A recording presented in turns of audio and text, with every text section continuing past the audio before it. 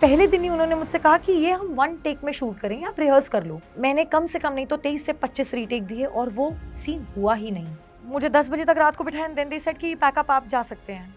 मुझे कसम से लगा कि मेरा पैक अप हो चुका है। मेरी मॉम ने बीच में कहना शुरू किया कि लवीना 6-8 महीने हो गए हैं, सेविंग्स पे चल रहे हैं हम लोग, I think we should start looking for work. कोई कास्टिंग वाले ने मुझे कॉल किया था फॉर अ फिल्म एंड उसने मुझे बहुत क्लियरली बोल दिया कि मैम ऐसे ऐसे कैरेक्टर है, फिल्म का है, we'll shoot with you for 15-20 days, budget है अराउंड 5 लाख और अगर आप कॉम्प्रोमाइज करेंगे तो 7 लाख।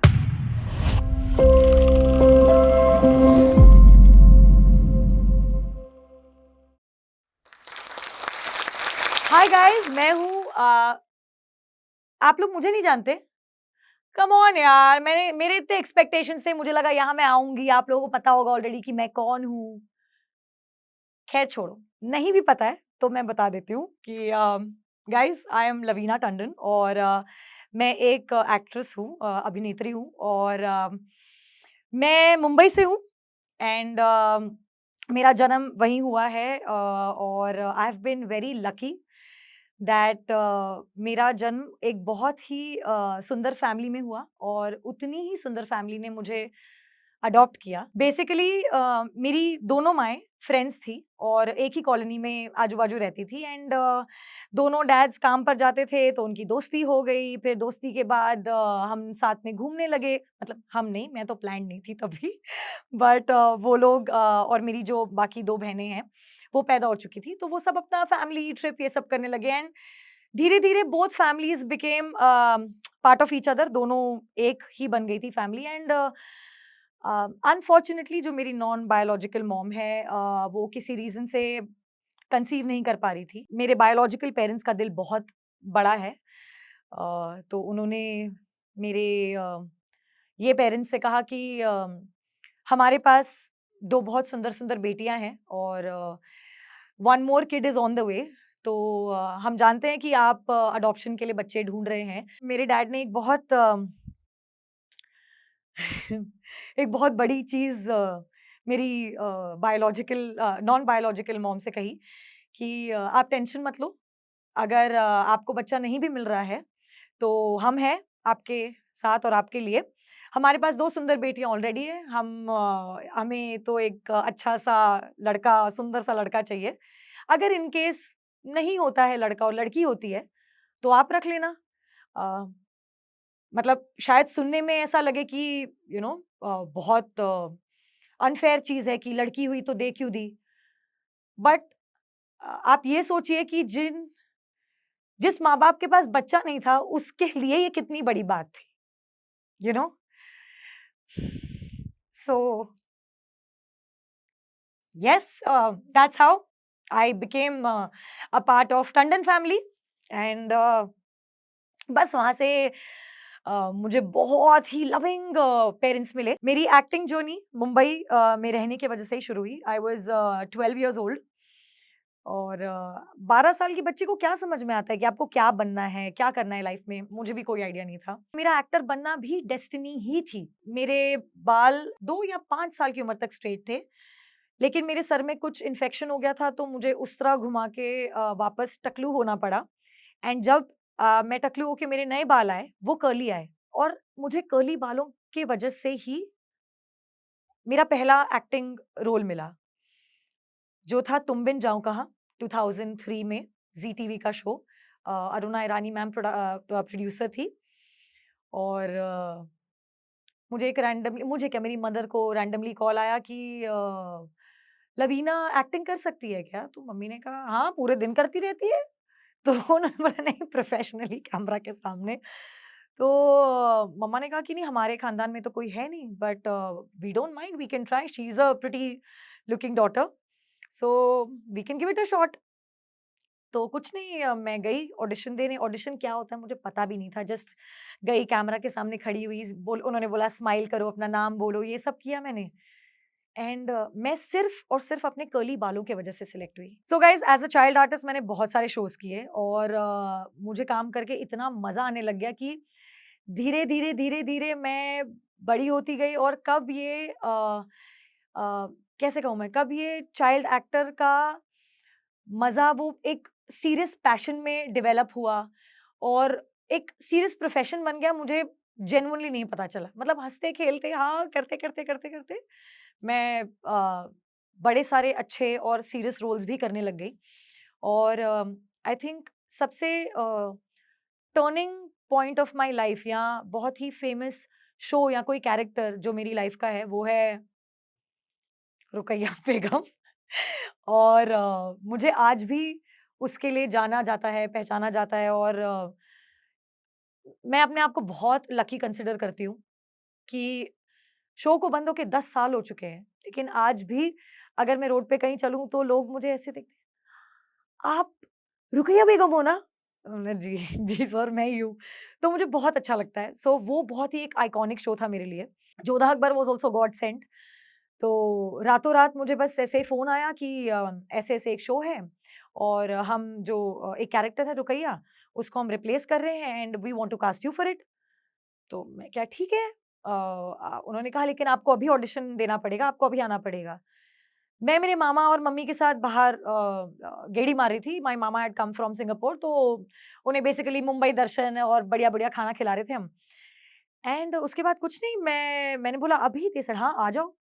मैं गई बालाजी हाउस, मैंने अपना ऑडिशन दिया, लुक टेस्ट हुआ और आई थिंक करीबन 1 साढ़े 12 1 बजे रात को मुझे कॉल आया कि आप सिलेक्ट हो गए हो। और वो शो भी ऐसे आया मेरे पास। मुझे कुछ आइडिया नहीं है क्योंकि मैं ऑनगोइंग शो के बीच में गई थी। तो क्या कैरेक्टर है, क्या करना है, कुछ नहीं पता था। जस्ट बेसिक जो ऑफ कोर्स हमारे डायरेक्टर और क्रिएटिव डायरेक्टर ने बताया था, तो मैंने कहा था हाँ, ठीक है कर लेंगे।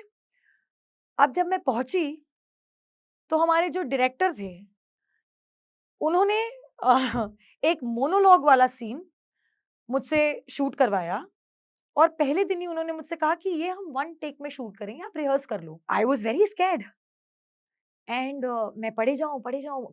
मैंने कम से कम नहीं तो 23 से 25 रीटेक दिए और वो सीन हुआ ही नहीं। 10 से 1 बजे तक, लंच ब्रेक तक शूट कर रहे हैं, वो हो ही नहीं रहा। जहाँ मैं अच्छा कर रही हूँ या कुछ है, सर ने बोला नहीं, नहीं एक और, एक और, एक और। काफ़ी टेक्स थे जो वन शॉट दिए मैंने, बट उन्हें नहीं अच्छा लगा एंड देन मुझे 10 बजे तक रात को बिठाया एंड देन दे सेड कि पैकअप आप जा सकते हैं। मुझे कसम से लगा कि मेरा पैकअप हो चुका है। मुझे अब नहीं बुलाया जाएगा और मुझे आई थिंक 1-2 दिन नहीं बुलाया गया एंड देन उन्होंने फिर मुझे बुलाया, दे सेड हाँ, आज हम आपके साथ शूट करें, आप आ जाना। एंड वो 1-2 दिन के गैप में मैंने मेरी मॉम से कहा, मम्मी आई थिंक मेरे को इन्होंने निकाल दिया है या ये लोग maybe they are finding somebody else and I think I didn't do a good job. From that to being recognised today इतने सारे लोगों के बीच में इज़ ये मैजिक ही है यार। तो बस वो शो मेरे लिए हमेशा हमेशा स्पेशल रहेगा। वो कैरेक्टर मेरे लिए बहुत स्पेशल रहेगा एंड उसके अलावा मैंने बहुत सारे शोज़ किए। मैं हीरो में थी, फिर मैंने पृथ्वीराज चौहान किया, फिर मैंने बहुत मतलब अब तो आई थिंक मुझे भी याद नहीं है, काफ़ी शोज़ नागिन किए मैंने, बहुत सारे शोज़ किए। सबके एक-एक मतलब हर शो से मैंने कुछ ना कुछ सीखा ज़रूर है। कहीं कुछ अच्छा इंसिडेंट हो, कहीं कुछ फनी इंसिडेंट, कहीं कुछ जेन्युइन सीरियस इंसिडेंट्स होते थे। सो इतने सारे शोज़ करने के बाद सबसे एपिक तो ऑफ कोर्स जोधा अकबर, रुकैया बेगम ही रही है। और उस शो के बाद अ, ऐसा एक और किरदार मेरी लाइफ में आया जो बहुत मेरे दिल के करीब बन गया और लोगों ने उसे भी बहुत एप्रिशिएट किया, देखा। आई एम श्योर आप लोग में से भी बहुत लोगों ने देखा होगा बिकॉज़ वो माइथो शो था, विघ्नहर्ता गणेश, जिसमें मैं मीराबाई बनी थी। और वो इतना स्पेशल रहा है मेरे लिए। आई थिंक वो शो ने मेरी स्पिरिचुअल जर्नी में मुझे एंटर होने के लिए बहुत आई थिंक हेल्प किया है। वो भी ऐसे आया रातों-रात मेरे पास कि मुझे कहा गया कि 1-2 दिन में हमें शूट करना है और मीराबाई का कैरेक्टर है, आपको तो पता ही होगा वो कौन है। आई सेड या ऑफ कोर्स। तो मैं बस वहाँ पर रहती थी यार। हम कहीं बहुत दूर शूट करते थे जो मुंबई से 3-4 घंटे दूर था। तो मैं वहाँ पर रही हूँ 51 डेज़ मैं। और पूरे 51 डेज़ में सुबह 9 से लेके रात के 10 बजे तक मीराबाई होती थी। फिर पैकअप करके मीराबाई के दोहे याद करना, ब्रिज भाषा को और मोर क्लियरली बोलना, ये सब मैं करती थी। मेरा हमेशा प्रेप वर्क अच्छा ही रहता है, मैं वही कोशिश करती हूँ। दैट्स व्हाई वो बिलीवेबल भी होता है। क्योंकि जब आप यहाँ कन्विंस नहीं हो ना, तो आप कैमरा और ऑडियंस को कन्विंस कर ही नहीं सकते हो। और अगर आज मुझे रुकैया के लिए गाली दी जाती है, तो मैंने वो कन्विक्शन के साथ किया है। या मीरा के लिए अगर मुझे यू नो प्रणाम किया जाता है, तो वो भी मैंने कन्विक्शन के साथ ही किया है। सो जैसा कि आप जानते हैं, हमारी इंडस्ट्री हमेशा बहुत ही ग्लैमरस और बहुत ही ओवर द टॉप दिखती है, और कहीं न कहीं थोड़ी-सी बदनाम भी है, कि कास्टिंग काउच होता है एंड लोग तो उन्हें रोल मिलते हैं because they are doing certain things and all of that. मेरे साथ इतने साल से सिर्फ 2 बार ऐसा इंसिडेंट हुआ है, जहाँ मुझे बहुत डायरेक्टली पूछ लिया गया कि आप कॉम्प्रोमाइज़ करेंगी? सो ये हुआ था, किसी साउथ के कोई कास्टिंग वाले ने मुझे कॉल किया था फॉर अ फ़िल्म, एंड उसने मुझे बहुत क्लियरली बोल दिया कि मैम ऐसे-ऐसे एक कैरेक्टर है, फ़िल्म का है, we will shoot with you for 15-20 days और 10-15 days something like that, and आप बजट है अराउंड 5 लाख और अगर आप कॉम्प्रोमाइज़ करेंगे तो 7 लाख। तो मैंने उन्हें बहुत ब्लंटली जवाब दिया कि thank you so much for approaching and for your honesty, but I don't do all this, do not call me ever again if you have offers like this, if there is something clean please just get in touch with me, simple. फिर second incident बहुत recently हुआ है, तो उन्होंने भी मुझे बहुत casually बोला कि everybody does it and you can do it too. But again, my answer for that question was this only, that if I wanted to, I would have बहुत क्लियरली मैं बोल देती आपको कि हाँ, I am okay and I will do it. और career के ये पॉइंट पे आके मैं क्यों करूं, मैं कोई भी पॉइंट पे नहीं करती। तो हाँ, ये थोड़े प्रोज एंड कॉन्स हर जगह होते हैं, तो ये है, लेकिन कोई आपसे जबरदस्ती नहीं करेगा, because no means no. So yes, तो एक्टिंग करने में डेफिनेटली बहुत मजा आ रहा था, पैसे भी बन रहे थे, एंड एक्टिंग मेरे लिए हमेशा पैशन पहले और पैसा बाद में रहा है। और मुझे आई थिंक 20 इयर्स हो गए थे टीवी और एड्स और ये सब करते हुए। फिर आप सबको पता है, कोविड आया, सबकी लाइफ में एक पॉज आया। मैंने उस दौरान मेडिटेशन की, बहुत अपने आप को समझा, जाना, एंड मुझे ऐसा लगा कि ओटीटी प्लेटफॉर्म्स आ गए, शुरू हो गए, तो I should give it a shot. Lockdown खत्म हुआ, मैंने मेरे एक डायरेक्टर को फ़ोन किया, आई सेड सर मेरे को आपके साथ काम करना है, बिकॉज़ मैंने देखा आपने बहुत बढ़िया शो बनाया अनदेखी सीज़न 1, और मैं फ़ैन हूँ उस शो की, और मेरे को आपके साथ काम करना है। वो डायरेक्टर टीवी डायरेक्टर थे, वो भी टीवी से ही आए हैं, तो उन्होंने कहा हाँ, कोई नहीं, आजा, करते हैं कुछ साथ में। एंड वो पॉइंट ऑफ टाइम पे पैसा वो सेकेंडरी, मुझे बस घर से बाहर निकल कर काम करना था। तो मैंने कहा sir I will do anything. That time he was doing a Netflix show called ये काली काली आँखें। तो वहाँ मैंने असिस्टिंग की। मैं 3-4 महीने के लिए असिस्टेंट एडी थी, इंटर्न एडी थी एक्चुअली। तो वहाँ मैंने और चीज़ें सीखी, and being an actor I was always aware on set, तो मुझे पता था कि क्या-क्या करना चाहिए, और बहुत सारी चीज़ें मुझे मेरी टीम ने सिखाई। फिर वहाँ से मुझे और कॉन्फिडेंस गेन हुआ, मैंने सेटअप देखा अलग है, एक्टिंग सबकी अलग है, वर्कशॉप्स हो रही है, प्रोसेस अलग है, आई सेड करना यही है। फिर मैंने डेलिबरेटली 1 साल का ब्रेक लिया, और एक कॉन्फिडेंस था मेरे अंदर, एक बिलीफ था कि आई विल क्रैक दिस। मैं मेरी मॉम को कहती थी, मेरी मॉम ने बीच में कहना शुरू किया कि लवीना 6-8 महीने हो गए, सेविंग्स पे चल रहे हैं हम लोग, I think we should start looking for work, TV कर ले, कोई दिक्कत नहीं है। मैम ना, दिक्कत टीवी में नहीं है, दिक्कत है मुझे अभी थोड़ा डिफरेंट करना है, एंड मम्मी प्लीज थोड़ा टाइम दे दो, आई हैव अ फीलिंग, एक एक था कुछ अंदर जो कह रहा था होगा मेरे लिए वर्क। तो मेरी मॉम ने बोला ठीक है, देख ले, बिकॉज उस टाइम ना मैंने अपने आप पर भरोसा नहीं छोड़ा, और कुछ महीनों बाद मुझे एक ऑडिशन मिला, जो मैंने उनसे पूछा, मैंने बोला क्या शो है? तो they said we can't give you details, we will just send you the script. Script भेजी, मैंने देखा, ओके, पापा जी, मैंने बोला पापा जी? फिर नेक्स्ट में था रिंकू, मम्मी जी, मैंने बोला oh my God, this is अनदेखी। एंड बस वो दिन है, मैंने ऑडिशन के बारे में किसी को नहीं बताया। मैंने जब तक मैंने साइन नहीं किया था ये show, I didn't tell anything to anybody, not even my mother, not even my family. And yes, that's how Undekhi happened to मी।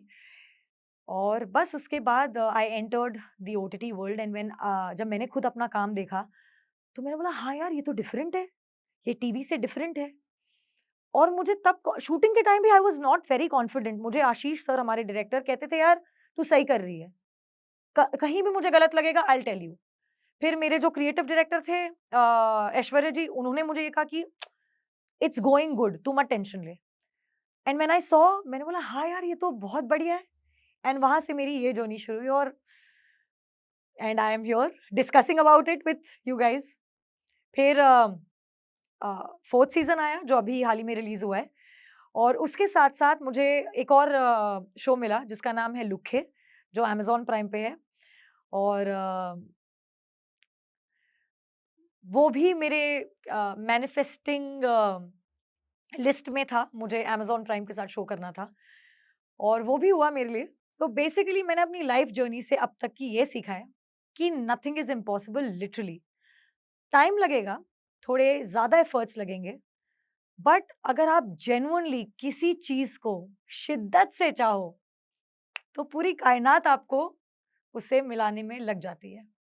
ये मैंने अपनी लाइफ में नोटिस किया है, ऑफ लेट ही किया है, और वहां से मेरा विश्वास और बढ़ा है। तो मैं सबको बस यही कहना चाहूंगी कि अपने आप पर विश्वास रखिए, क्योंकि दुनिया तो आप पर डाउट कर ही रही है, आप मत कीजिए।